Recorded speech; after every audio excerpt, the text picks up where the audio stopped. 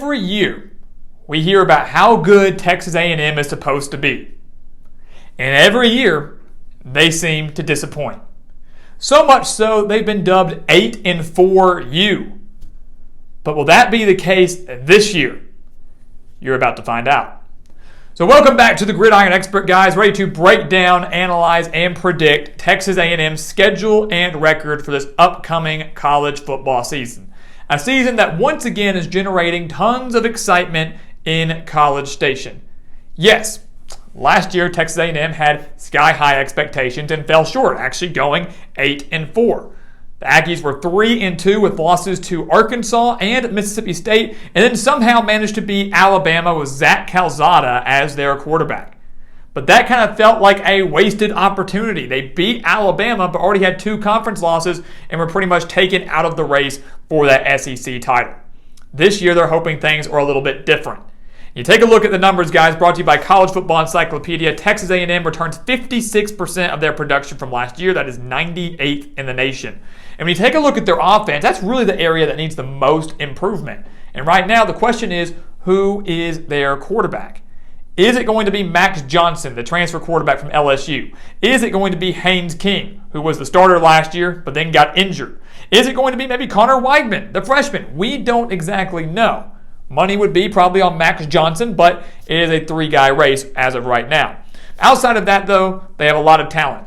Devin Achane is back at running back after rushing for over 900 yards last year. Aeneas Smith is back. Yes, was arrested a couple weeks ago, but charges have been dropped. He's going to be playing as one of the best wide receivers in the SEC. So you look at Texas A&M, guys. Their offense is pretty complete once they find their quarterback.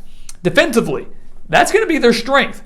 14th nationally last year on defense. They have 5 stars fighting for spots on that defensive line. One that could be one of the best in the entire country. The linebacking core looks solid, and the secondary is pretty dang loaded. A secondary that was ranked 17th just last year. So this is a defense, guys, that's going to be Texas A&M's strength and might have to carry them a little bit if the offense struggles early on in the year. We take a look at their schedule. For the most part, pretty favorable. A couple tough games in there, obviously. A very crucial 4-game stretch from September 17th to October 8th. And we're going to break it all down right now. I will say we believe Texas A&M beats Sam Houston and App State. So 2-0, just like that. A&M will be a top 10 team to start the year. They will remain that heading into their home game against Miami. And this is a game that is going to be very fun to watch, a very intriguing non-conference matchup. A game that's going to test Texas A&M's secondary with the strength of Tyler Van Dyke, the quarterback for Miami. He will be one of the better quarterbacks, not just in the ACC, but in the country, and will test this very strong Aggies defense. But I will say this. One of Miami's weaknesses, we were going to say, was their back seven. Their linebacking core struggled with tackling last year, and we do have some concerns what's going to happen in their secondary. So this is an opportunity for whoever is quarterback for Texas A&M to exploit that, to get some big-time yards after the catch or even yards after contact. Miami is going to get there under Mario Cristobal. We believe they could actually win the ACC Coastal this year, but we do not believe that they have enough to come into SEC country and win in front of the 12th man. Home field advantage will play a very key role in this game, guys. Miami's offensive line also trying to build themselves back up. The A&M defensive line could get them fit all night long, and we believe the Aggies are 3-0 heading into conference play, which begins with Arkansas in Arlington. Last year, the Aggies lost to the Razorbacks for the first time since 2011.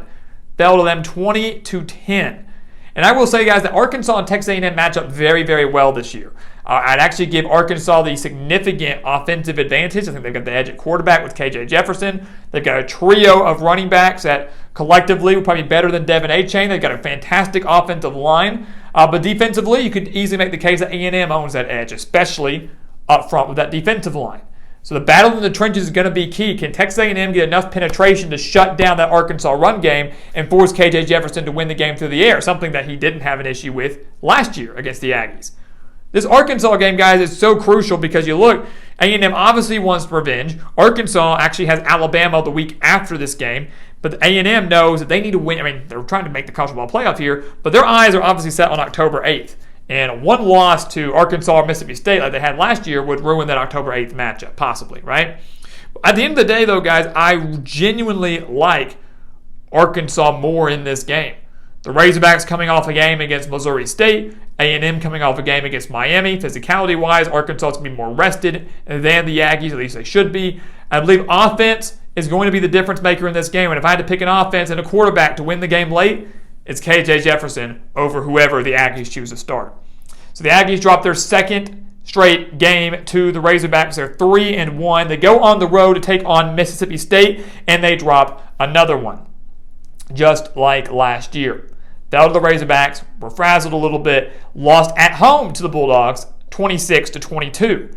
Now they're going on the road to face off against an even better Mississippi State team, arguably the best Mississippi State team that Mike Leach has fielded.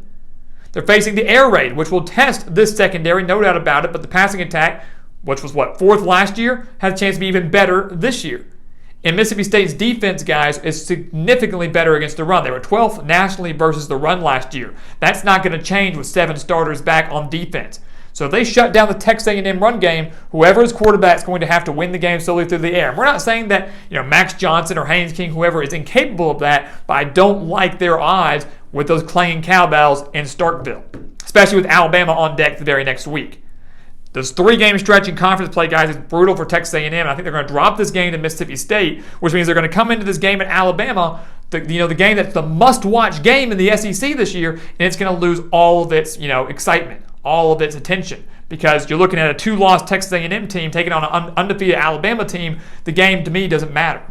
Sure, it matters for playoff hopes for Alabama, but it's bigger for them than it is for A&M, because we're in the exact same situation we were last year. 2-loss A&M team, undefeated, potentially Alabama team. If A&M wins, great, good for them, but Alabama would have to slip up again for A&M to even have a shot at the West. If Alabama wins, it's over, done for. Obviously, the reason this game is getting so much attention is not only because A&M beat Alabama last year, beat them 41-38 in College Station, so it's the revenge game for Alabama here, but obviously the feud between Nick Saban and Jimbo Fisher, everything that's been said this offseason about NIL deals and paying players and the recruits that A&M has been getting and Alabama has not been getting. It's been a whole thing, right? If you've been following it, we won't go deep into detail. But that's why it's such a big deal. A lot of talking going on, not just between the coaches, but between the players as well. And I'm here to tell you that right now, Alabama will destroy Texas A&M in Tuscaloosa. Aggie fans will hate me for that. I fully expect it, but Alabama will destroy Texas A&M in Tuscaloosa in a big way. I believe this Alabama offense is too much for the A&M defense to handle. This Alabama defense has a chance to be even better than they were last year, especially in the secondary. And you look at who has home field advantage, it's Alabama and T-Town, baby. You're facing off against a pissed-off Nick Saban.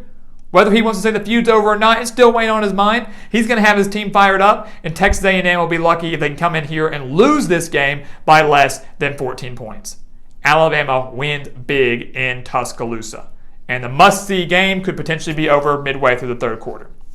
So just like that, guys, the Aggies went from 3-0 to 3-3, and whether you want to agree with me or not, it's up to you, but I will say this, A&M will not beat Mississippi State and Arkansas. They will split those games. So if you disagree with both losses, fine, pick your poison, but they're not going to beat both. They could beat one, but they're not picking both, and they're not beating Alabama. So we have them at 3-3. The best they'll be is 4-2 going into their bye week. After the bye week, though, things get easier. They get that road game at South Carolina. For years and years and years, we've heard how South Carolina could be the trap game for Texas A&M, and for years and years and years, A&M dominates South Carolina. I expect nothing less this year, despite the changes Carolina has made. A&M won 44-14 last year off a week of rest, looking to get their season back on track. They take down South Carolina. They then get their home game against Ole Miss. Revenge on the mind for the Aggies after falling 29-19 to the Rebels last year. But now, they get to go host this game in College Station. Ole Miss dealing with a lot of key new pieces, including a new quarterback in Jackson Dart, a new running back in Zach Evans, and a defense that should be the best they've had yet under Lane Kiffin, but still has a lot of work to do. With the 12th man on A&M's side, I think they take down Ole Miss, just like I think they take down Florida the week after. A Florida team dealing with a new head coach. Obviously has a very talented quarterback in Anthony Richardson, but a guy who, for the first time ever, is going to be given full reign of the offense. A defense that is underrated, but across the board, guys, this Florida team is dealing with a lot of changes. New coaching staff, new schemes, new discipline, everything combined here. And you're going to put a relatively young quarterback and a young offense in this type of environment against this good of a defense. I don't think the Gators can win this game.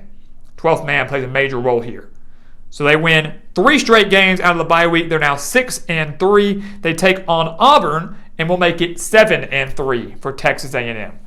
Because they beat the Tigers last year 20-3 in College Station. Many will say, well, whoa, hey, now it's at Auburn, it's at Jordan-Hare Stadium. That's not an easy place to play.